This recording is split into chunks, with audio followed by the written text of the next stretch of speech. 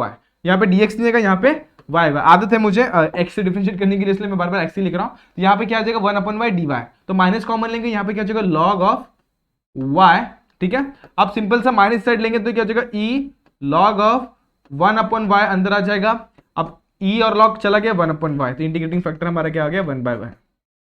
अब solution of linear differential equation is given by, कैसे देते हैं दोस्तों, याद करो फटाफट से। अगर x वाला, अगर p and q function of x है तो अलग होता है, इधर पे क्या हो जाएगा, यहाँ पे x आएगा, राइट है। उसके बाद दूसरा क्या हो जाएगा, दूसरा हो जाएगा इंटीग्रेटिंग फैक्टर हो जाएगा, और इसके बाद क्या हो जाएगा, यहाँ पर आएगा हमारा इंटीग्रेशन ऑफ q, और यहाँ पर आएगा हमारा इंटीग्रेटिंग फैक्टर, राइट है, इंटीग्रेटिंग फैक्टर आ जाएगा। उसके बाद यहाँ पर dx आएगा, dy आएगा, dy, क्योंकि q मेरा क्या फंक्शन ऑफ y, और प्लस c, इस तरीके से आ जाएगा, समझ में। यहाँ पे मैंने क्या किया, आगे देखो x मल्टीप्लाई बाय, यहाँ पे क्या आएगा 1/y, यहाँ पर क्या आएगा इंटीग्रेशन ऑफ, देखो q की वैल्यू हमारी क्या है 2y² है, क्या है 2y², तो यहाँ पे मैं लिखता हूँ 2y² multiply by integrating factor क्या है हमारा 1/y, यहाँ पे लिखेंगे 1/y, और लास्ट में dy प्लस c, एक y कैंसिल, यहाँ पे क्या बच गया 2 बाहर, y बच गया, इंटीग्रेशन ऑफ y² 2, यहाँ पे क्या जाएगा y² 2, राइट है, 2 गेट कैंसिल, प्लस c, तो x/y मुझे क्या मिल गया y²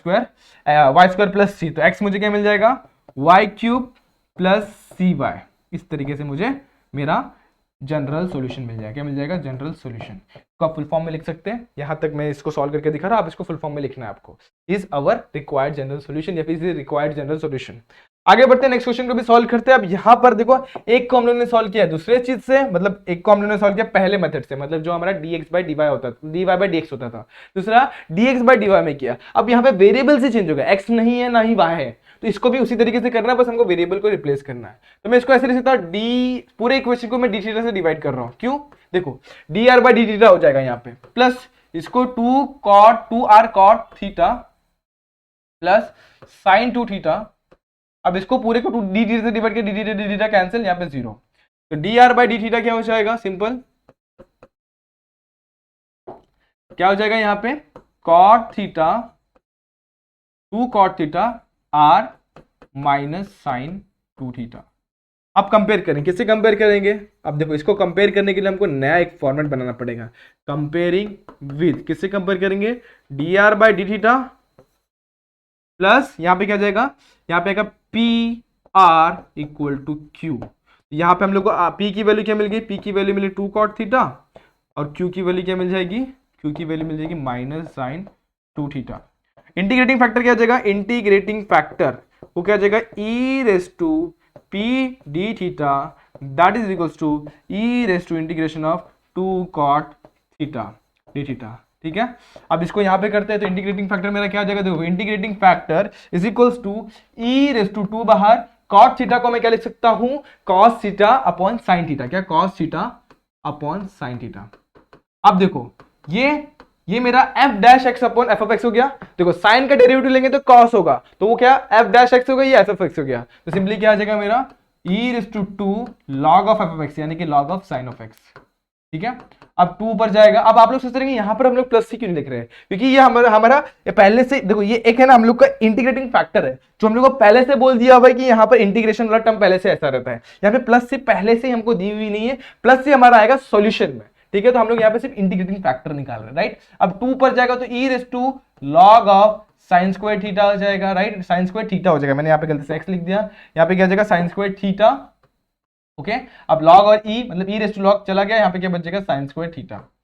ये आ गया हमारा इंटीग्रेटिंग फैक्टर। इतना क्लियर हो गया? इंटीग्रेटिंग फैक्टर मिल गया, आप सॉल्यूशन निकालेंगे। तो solution of linear differential equation is given bye, देखो अब यहां पर हमारे पास क्या है? हमारे पास यहां पर है क्या है? हमारे पास देखो आर और थीटा के टर्म में है, तो यहां पर हमारा सिंपली क्या आ जाएगा? यहां पर हमारा आएगा, देखो यहां पे आएगा हमारा R multiply by integrating factor, ठीक है, is equals to integration of Q multiply by integrating factor d theta plus C. समझ में आया? यहाँ पे आर क्यू आया। देखो अब यहां पर हमारा y, देखो पहले क्वेश्चन में जाके आपको दिखाता हूं। पहला क्वेश्चन यहाँ पे मैंने लिखा हुआ है, यहां पर जब y था तो सॉल्यूशन में यहां पर क्या रहा? इंटीग्रेशन फैक्टर के साथ y आ रहा था। अब यहां पर हमारा क्वेश्चन में देखो, यहां पर हमारा क्या है? आर है। क्या है? आर। क्या है? यहाँ पे आर है, तो यहां पर हमारा जब आर है रहेगा तो यहां पर क्या आएगा? हमारा यहां पर भी आर ही आएगा। समझ में आ रहा है सॉल्यूशन किस तरीके से याद रखना है? ओके, अब R multiply by integrating factor, integrating factor क्या हमारा? साइन स्क्वायर थीटा, तो साइन स्क्वायर थीटा यहां पे लिख दूंगा, राइट। उसके बाद क्यू क्या है मेरा? क्यू है मेरा माइनस साइन 2 थीटा, राइट है, मल्टीप्लाई बाय यहां पे क्या आ जाएगा? इंटीग्रेटिंग फैक्टर क्या है? साइन स्क्वायर थीटा प्लस सी।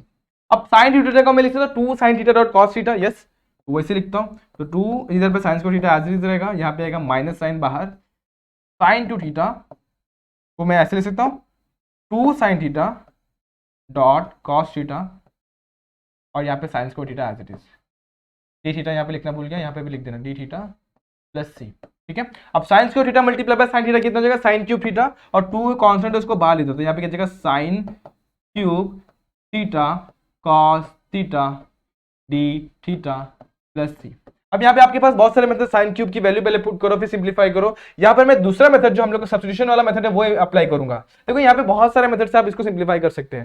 साइन क्यूब थीटा किसमें आता है? साइन थीटा में। तो यहाँ पे आप साइन थीटा का फॉर्मुला इंप्लीमेंट करोगे, फिर कॉस से मल्टीप्लाई करोगे, फिर sign A cos B, cos A sine B वाला फॉर्मुला फिर इंप्लीमेंट करोगे, फिर सिंप्लीफाई करोगे, तो बहुत लेंदी हो जाएगा। मैं सिंपल से क्या करूंगा?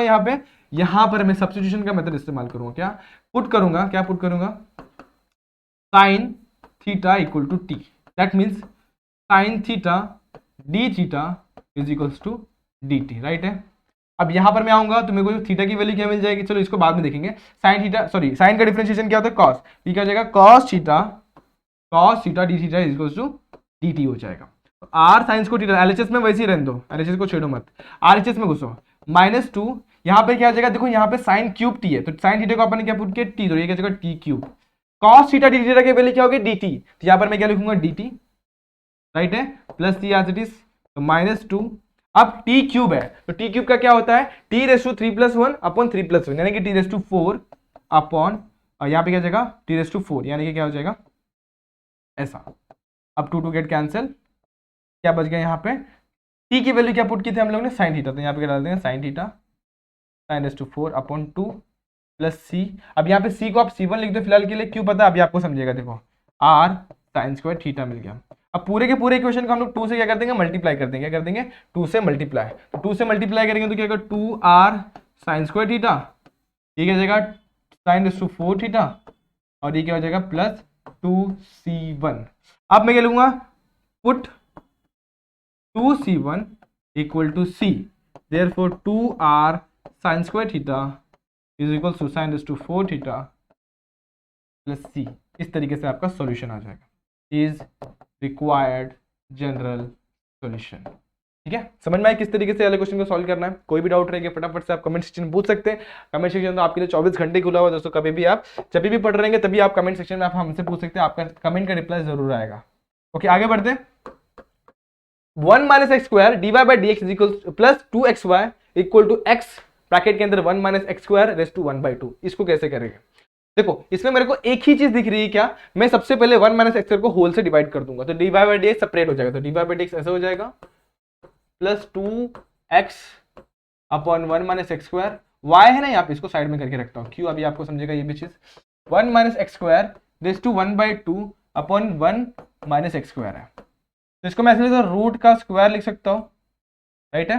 तो देखो यहां पर क्या हो गया, देखो ये पहले से 1/2, इसका मतलब ये भी 1/2 है, तो एक 1/2 चला जाएगा, यहाँ पे क्या बचेगा, x अपॉन रूट के अंदर 1 - x² बच जाएगा। समझ में आ रहा है कि नहीं आ रहा है, तो मैंने यहाँ पर ऐसे कर दिया। तो आप ये सब गड़बड़ वड़बड़ जैसा मत लिखो, थोड़ा सा अच्छे तरीके से लिखेंगे तो बेटर है, इसको ऐसे ही रखो, आपको समझ में आ रहा है। यहाँ पे मैंने कैंसिलेशन किया ये है ना, क्या हो जाएगा, यहाँ पे रूट का स्क्वायर होगा, तो रूट का स्क्वायर और रूट गेट कैंसिल, एक कैंसिल हो जाएगा, यहाँ पे 1 अपॉन रूट में 1 - x² बच जाएगा। और इसको रेस टू आप डायरेक्टली 1/2 भी लिख सकते हैं, तो यहाँ पे आप रेस टू 1/2 भी लिख सकते हैं, कोई दिक्कत वाली बात नहीं है। बाकी सारी चीजों को एज इट इज रखो, dy by dx plus 2x 1 - x² y। Comparing with, किसी कंपेयर करेंगे, comparing with dy by dx plus यहाँ पे क्या जाएगा, py इक्वल टू q। ठीक है, तो हम लोग को p की वैल्यू क्या मिल जाएगी, p is equal to 2x upon 1 - x², और q हमको क्या मिल जाएगा, x upon 1 - x² raise to 1/2। बहुत सारा लिखना पड़ता है मैथ्स में दोस्तों।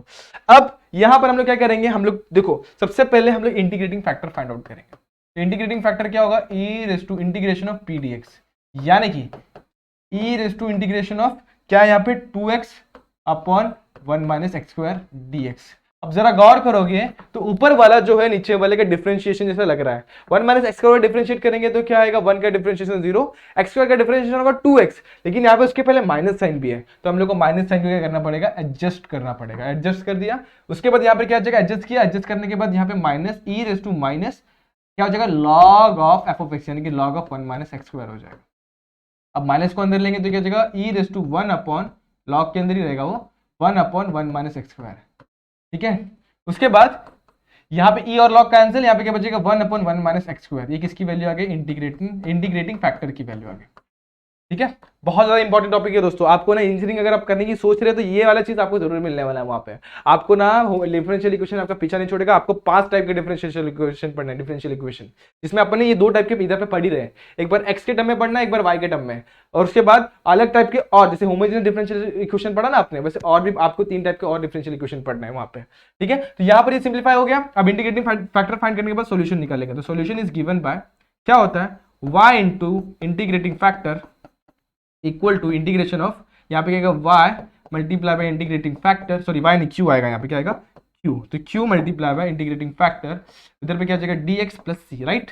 ओके, अब इंटीग्रेटिंग फैक्टर यहाँ पर क्या है हमारा, मल्टीप्लाई बाय 1 अपॉन 1 - x², इसको ऐसे ही रखते हैं, इक्वल टू यहाँ पर q की वैल्यू क्या है हमारे पास, q की value x upon 1 - x² raise to 1/2। यहाँ पे लिखता हूँ x upon 1 - x upon 1 - x² by 2। ठीक है, ओके एक बार और देख लेते, कुछ गड़बड़ हुआ है कि हमसे? नहीं हुआ, ठीक है। 1 minus x square by x square raise to 1/2, ठीक है, मल्टीप्लाई बाय, यहां पर क्या होगा देखो, यहां पर एक और चीज छूट रही है क्या, देखो इंटीग्रेटिंग फैक्टर छूट रहा है, तो वो क्या हो जाएगा 1/1 माइनस एक्स स्क्वायर, ठीक है। अब यहां पर क्या हो जाएगा प्लस dx प्लस सी हो जाएगा, ठीक है। यहां तक आपको मुझे लगता है समझ गया होगा। अब मैं फटाफट से ऊपर लेता हूं, अगर नोट नहीं किया तो फटाफट से नोट कर लीजिए, मैं थोड़ा साइड में भी हो जाता हूं, आपको दिख रहा है सारी चीजें। अब मैं ऊपर लेता हूं इसको, देखो सिंपल सा क्या करना है अभी आपको, ओके यहां पर आपको पावर को देखना है, क्या देखना है, पावर को। तो y multiply by 1/1 minus x square को मैं वैसे ही रख रहा हूं। पावर के ऊपर जरा गौर करिए, ये डिनोमिनेटर वाला है, ये 1 minus x square raise to 1/2 है, और ये क्या 1 minus x square raise to 1 है। तो बेस में तो पावर क्या होता है ऐड, तो वो क्या हो जाएगा 1/2 plus 1 that is equal to raise to 3/2, तो क्या हो जाएगा x upon 1 minus x square raise to 3/2 dx plus सी। अब मैं इसको कैसे सिंप्लीफाई करूंगा, मेरे दिमाग में कुछ आ नहीं रहा है, लेकिन एक चीज मैं कर सकता हूँ, सब्स्टिट्यूशन, जैसे लास्ट क्वेश्चन में किया वैसे। तो मैं क्या करूंगा आरएचएस में ही, फॉर आरएचएस लिख दो चाहिए तो for RHS put 1 minus x square equal to क्या पुट करेंगे हम लोग, टी पुट करेंगे, पुट कर लिया, तो ये क्या हो जाएगा minus 2x dx is equal to dt हो जाएगा। हमारे पास 2x dx है कि कुछ नहीं है, तो हमारे पास x dx है, तो x को उधर रखेंगे, ये क्या हो जाएगा dt डिवाइडेड बाय -2 हो जाएगा, ठीक है। इतना क्लियर हो गया, बस सब्स्टिट्यूट करेंगे, तो y multiply by 1 minus x square, ठीक है, equal to integration of x dx क्या हो जाएगा मेरा सिंपली dt बाई 2, तो यहाँ पर क्या लिखते हो dt बाय -2, यहाँ पर सारे term as it is 1 minus x square का क्या पुट किया मैंने t, तो t रेस टू क्या हो जाएगा 3/2, ऊपर जाएगा तो क्या हो जाएगा t रेस टू -3/2, तो y multiply by 1/1 minus x square equal to t raise to -3/2 integration dx dt को 1/2 को मैं बाहर लेता हूँ, dt बाय 2 प्लस सी, क्या आ जाएगा plus C,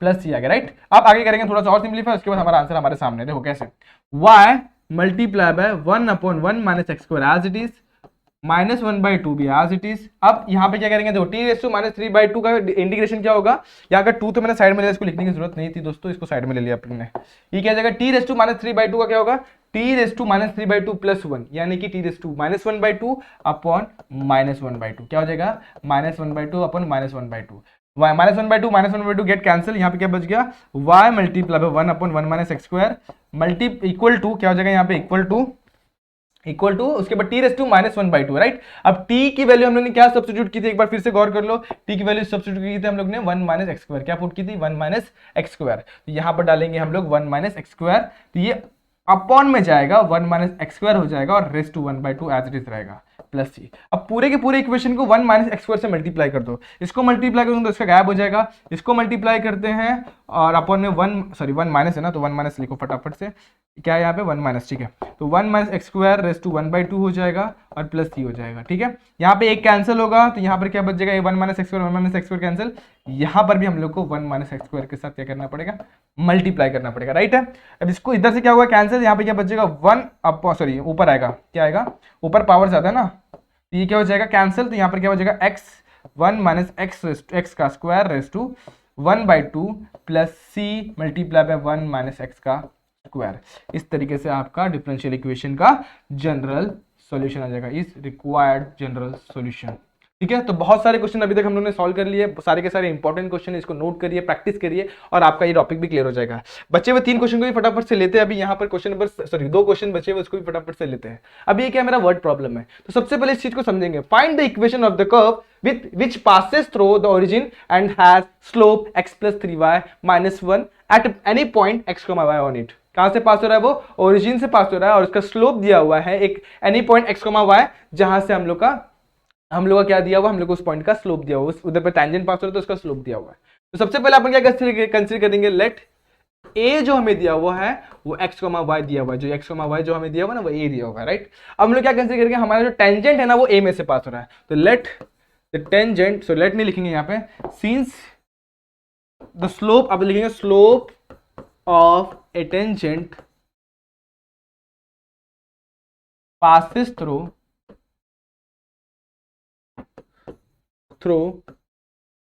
through point A is given by अब स्लोप का फॉर्म, स्लोप कैसे देते हैं हम लोग, स्लोप लिखते कैसे, d y by d x से लिखते हैं। याद है आपको, आप लोगों ने डिफरेंशियल सॉरी डेरिवेटिव में पढ़ा था, डेरिवेटिव वाले पार्ट में। तो स्लोप को अपन d y by d x से लिखते हैं। इक्वल टू क्या हो जाएगा, slope is equal to d y by d x होता है, वही हमारा स्लोप है। अब उसको क्या बोला हुआ, स्लोप का इक्वेशन दे दिया हुआ, क्या दे दिया हुआ है, एक्स प्लस 3y माइनस 1 दे दिया हुआ, राइट है। उसके बाद हम लोग को क्या करना है, इसको अभी हम लोग को अपने हमारे हिसाब से इसको सॉल्व करके देना है।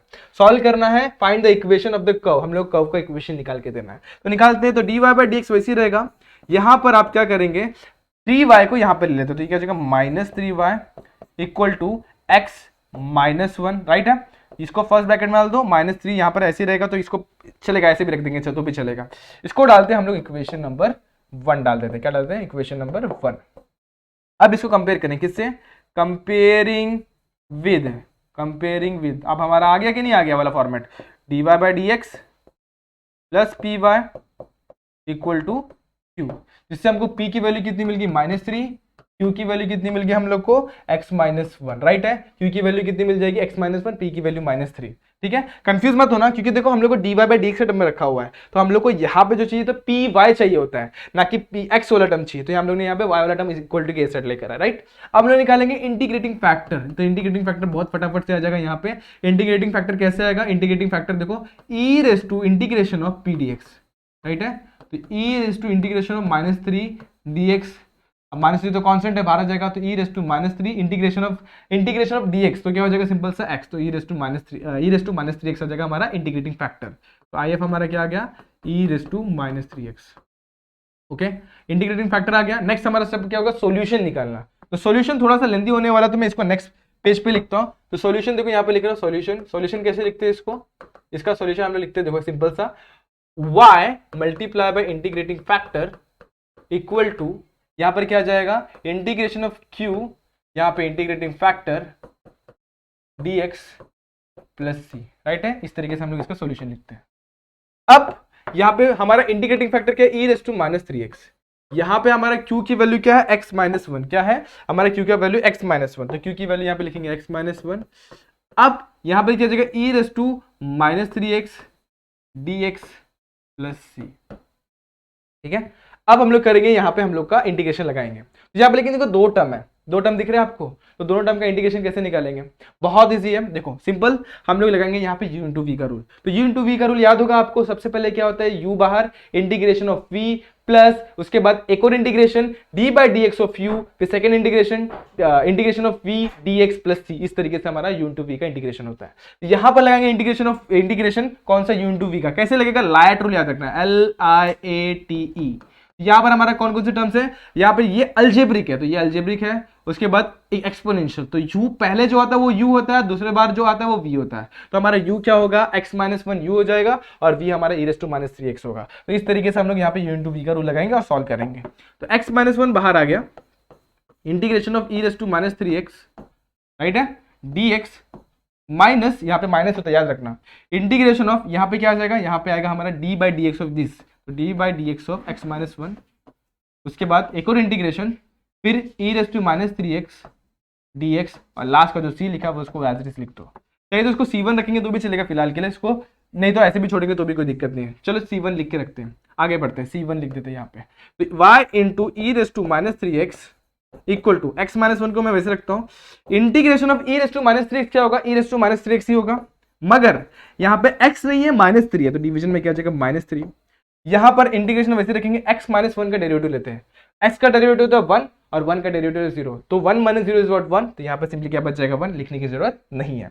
Integration of e raise to -3x क्या हो जाएगा, e raise to -3x divided by -3 dx plus c, तो यहाँ पर एक और dx लिखना भूल गए, तो dx डाल दो यहाँ पे, प्लस c1, राइट है। अब x माइनस 1 को मैं वैसे रख रहा हूँ, e रेस टू -3x, ठीक है, डिवाइडेड बाय -3 को मैं फिलहाल वैसे रख रहा हूँ।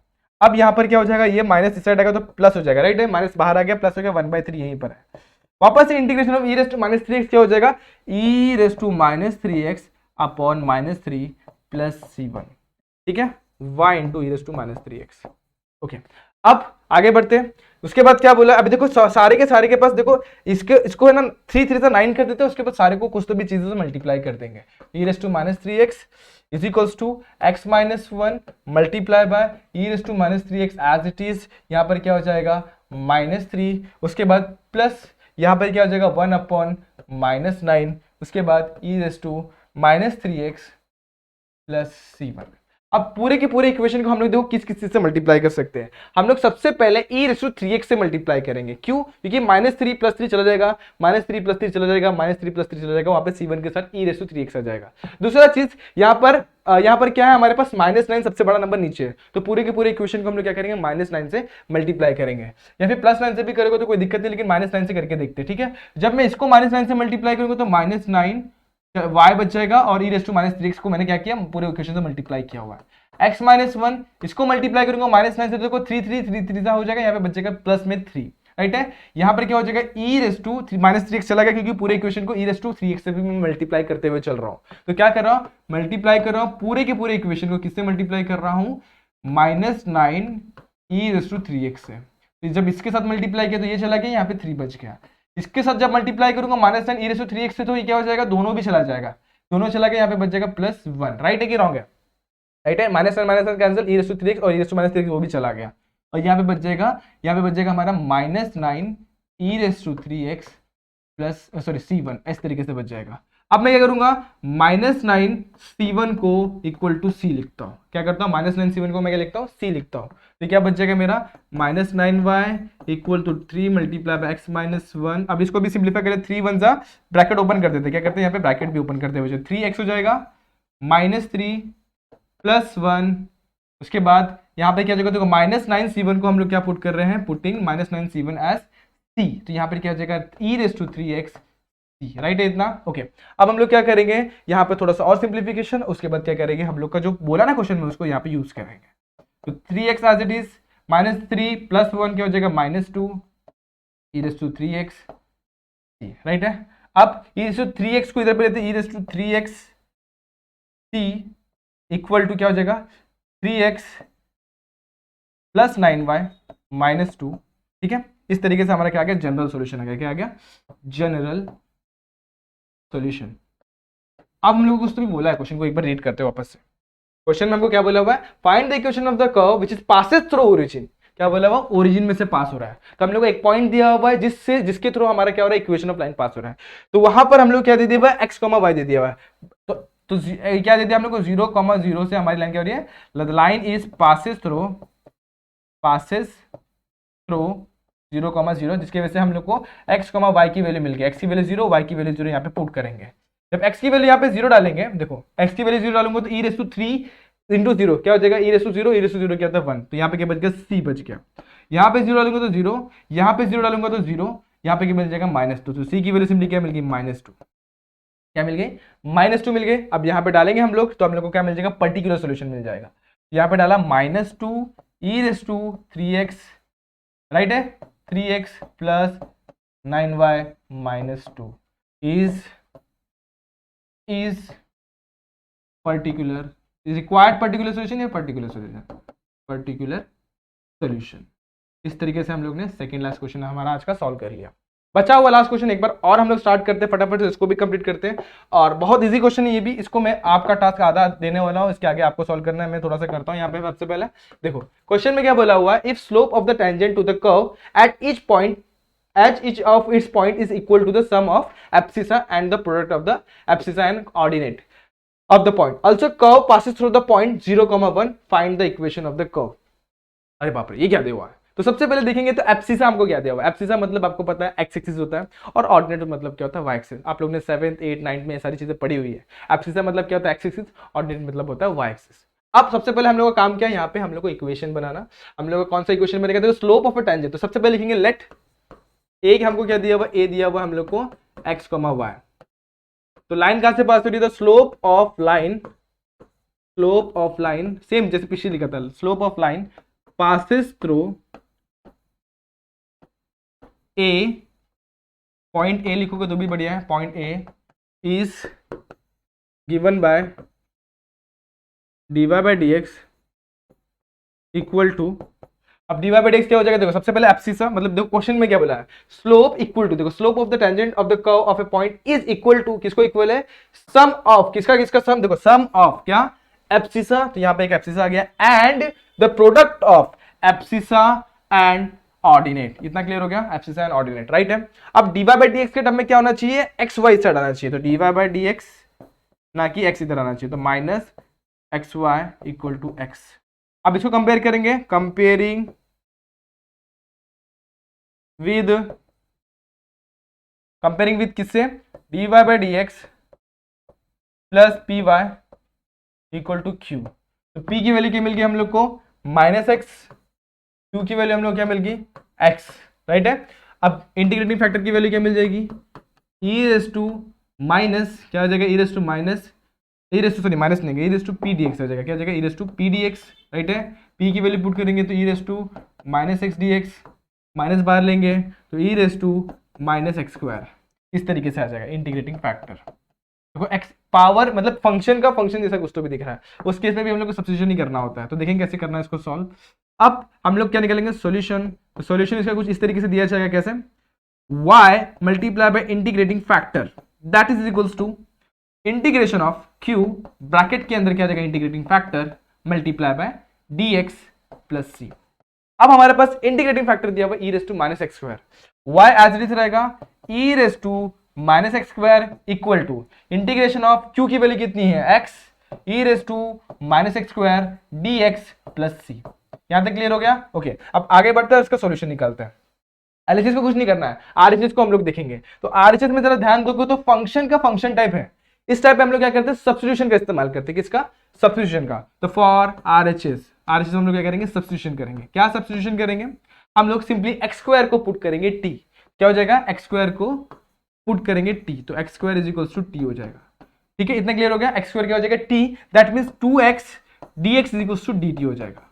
अब यहाँ पे 2x तो है नहीं, 2 कहीं पे दिख रहा नहीं है, तो हम लोग क्या करेंगे, 2 को नीचे लेके जाएंगे, तो x dx is equal to dt divided by 2, बस सब्स्टिट्यूट कर दिया, y into e raise to minus x square is equal to integration of x dx की वैल्यू कितनी होगी, dt बाई 2, और e raise to minus x square क्या हो जाएगा, e raise to minus t हो जाएगा, ठीक है। इतना क्लियर हो गया, plus C as it is. आप चाहिए तो इसको C1 भी लिख सकते हैं, कोई दिक्कत वाली बात नहीं। जो पहले जो हम लोग को C दिया हुआ है ना, पहले हम लोग को C दिया हुआ है, ऊपर देखो, ऊपर देखो, ये हम लोग को C हम लोग ने लिखा हुआ है, इसको हम लोग C1 कर देते हैं। ऐसा क्यों किया हुआ है, क्योंकि सॉल्यूशन फाइंड करते टाइम हम लोग को इसमें ज्यादा आसानी होगी।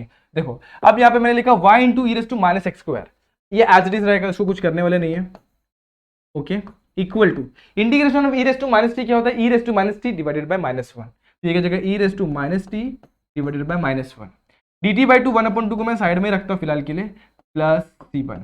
अब t की वैल्यू हमने क्या पुट की थी, t is equal to x square put किया था, डाल दो फटाफट से यहाँ पे वापस से, तो e raise to minus x square equal to 1/2 as it is e raise to minus x square, ठीक है, प्लस C1। अब पूरे इक्वेशन को हम लोग क्या करेंगे, 2 से मल्टीप्लाई करेंगे, साथ ही साथ ई रेस टू एक्स स्क्वायर से भी मल्टीप्लाई करेंगे, किससे, मल्टीप्लाइंग विद, किससे मल्टीप्लाई कर रहे हैं, 2 e raise to minus x, 2 e raise to x square से, किससे, 2 e raise to x square. जब इसको 2 से मल्टीप्लाई करेंगे तो 2 बचेगा, y बचेगा, e raise to minus x square, e raise to x square चला गया, इक्वल टू यहाँ पे 2 से मल्टीप्लाई करेंगे तो 2 गेट कैंसिल, यहाँ पे बचेगा -1, e raise to minus x square, x square चला गया, इसको मल्टीप्लाई करेंगे तो 2 e raise to minus x square, C1 बच जाएगा। अब मैं क्या कर सकता हूँ, 2C1 को मैं सिंपली 2C1 को क्या कर सकता हूँ, 2C1 इक्वल टू हम लोग क्या पुट कर सकते हैं, पुटिंग करेंगे हम लोग क्या, सिंपल से C पुट करेंगे, यहाँ पे क्या मिल जाएगा, 2y minus 1 plus e raise to minus 1 ही आएगा पक्का, एक बार देख लेते हैं फटाफट से, यस -1 ही आएगा, ठीक है, -1। उसके बाद यहाँ पे क्या आ जाएगा, e raise to minus x square, तो यहाँ पे क्या जाएगा, e raise to minus x square चला गया, मतलब आया यहाँ पे, तो 2 को हम लोग ने क्या लिखा हुआ है, 2C1 को हमने लिखा हुआ है C, यहाँ पे सिर्फ C आएगा, e raise to minus x square आ जाएगा, ई रेस टू माइनस नहीं सॉरी प्लस एक्स स्क्वायर आ जाएगा, क्या आ जाएगा, प्लस एक्स स्क्वायर आ जाएगा, ठीक है, ओके। यहाँ पे आ गया आपका, यहां तक आपका सॉल्यूशन, आपका जनरल सॉल्यूशन है। कौन सॉल्यूशन है, जनरल सॉल्यूशन, ठीक है, जनरल सॉल्यूशन। इसके बाद क्या होगा, इसके बाद हम लोग करना है पॉइंट जो हमको क्वेश्चन में दिए हुए ना उसको सब्स्टिट्यूट करना है। सब्स्टिट्यूट करने के बाद आपको एक्स और वाई की वैल्यू मिलेगी, और सॉरी सी की वैल्यू मिलेगी। सी की वैल्यू जब इसमें इस वाले क्वेश्चन पुट करेंगे तो हम लोग क्या मिल जाएगा हमारा पर्टिकुलर सॉल्यूशन। तो पॉइंट्स हमको क्या दिए हुए 0,1 0,1 इसमें डालिए आप। 0,1 डालेंगे तो आपको सिंपली सी की वैल्यू यहां पर मिल जाएगी। जब सी मिलेगा, सी की वैल्यू इसमें जब वापस सब्स्टिट्यूट करेंगे तो हम लोग क्या मिल जाएगा पर्टिकुलर सॉल्यूशन। लास्ट का इस क्वेश्चन में मैंने आपको एक ही क्वेश्चन में एक ऐसा टास्क दिया हुआ जिसको आपको कंप्लीट करना है, ठीक है। बचे हुए जो दो क्वेश्चन है ना, बीच के दो क्वेश्चन, क्वेश्चन नंबर 3 और 4, वो भी ट्राई करिए, सेम वे में सॉल्व करना है। एक क्वेश्चन में तो आपको ये वाला फंडा लगाने की जरूरत ही नहीं पड़ेगी, कौन सा, लीनियर डिफरेंशियल इक्वेशन वाला, वो डायरेक्टली सॉल्व हो जाएगा, ठीक है। तो उसको भी ट्राई करिएगा। कोई भी डाउट, कोई भी दिक्कत तो आपके लिए इंस्टाग्राम साथ ही साथ कमेंट सेक्शन तो हमेशा खुला हुआ है, ठीक है। तो होप ये वीडियो आपको पसंद आई है। अगर पसंद आई है तो like the video, share the video, subscribe our channel. मिलते हैं नेक्स्ट वीडियो पर जहां पे हम एक लास्ट हम लोग का एप्लीकेशन ऑफ डिफरेंशियल इक्वेशन वाला पार्ट कंप्लीट करेंगे। तब तक के लिए stay tuned and good bye.